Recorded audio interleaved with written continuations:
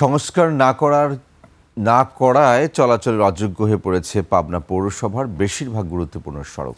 ইট পাথর উঠে তৈরি হয়েছে বড় ছোট খানাখন্দ। চরম দুর্ভোগে পড়তে হচ্ছে যাত্রী সহ পথচারীদের। পাবনা থেকে রাজিউর রহমান রুমির রিপোর্ট। বিশ্বের সর্বাধুনিক প্রযুক্তিতে প্রস্তুতকৃত Arik silver wash detergent powder 500 গ্রাম মাত্র 70 টাকা। রিমার্ক।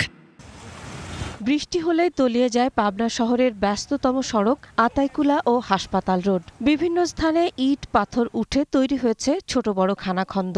পায়ে হেঁটে চলাচলও দুষ্কর। হাসপাতাল রোড ট্রাফিক মোড় থেকে মেরিল বাইপাস পর্যন্ত এই সড়কে পাবনা সদর হাসপাতাল, বক্ষব্যাধি হাসপাতাল সহ অর্ধ শতাধিক ক্লিনিক ও ডায়াগনস্টিক সেন্টার রয়েছে। প্রতিদিনই এই সড়কে রোগী, অ্যাম্বুলেন্স সহ হাজার হাজার মানুষ যাতায়াত করে থাকে। এই রাস্তার যে অবস্থা, মানে হেঁটে যাওয়াও এখানে মুশকিল।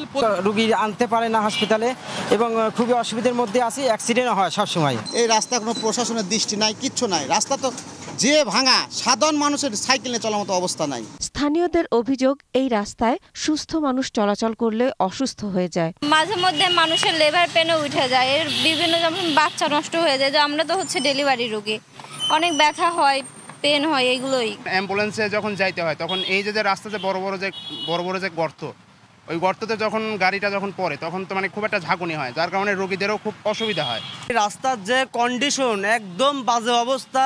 আমরা টাইম টু টাইম হাসপাতালে রোগী পৌঁছায় দিতে পারি না। অনেক সময় দেখা যাচ্ছে আমাদের গাড়ির ভিতরে রোগী মারা যায়। সব সড়ক সংস্কারের আশ্বাস দিয়েছেন পাবনা পৌর কর্তৃপক্ষ। আমরা হসপিটাল রোড সংস্কারের উদ্যোগ গ্রহণ করেছি এবং তার প্রাক্কলন প্রস্তুত করেছি এবং সেই সঙ্গে আরও কিছু রোডও রিপেয়ার করার জন্য আমরা প্রাক্কলন প্রস্তুত করেছি।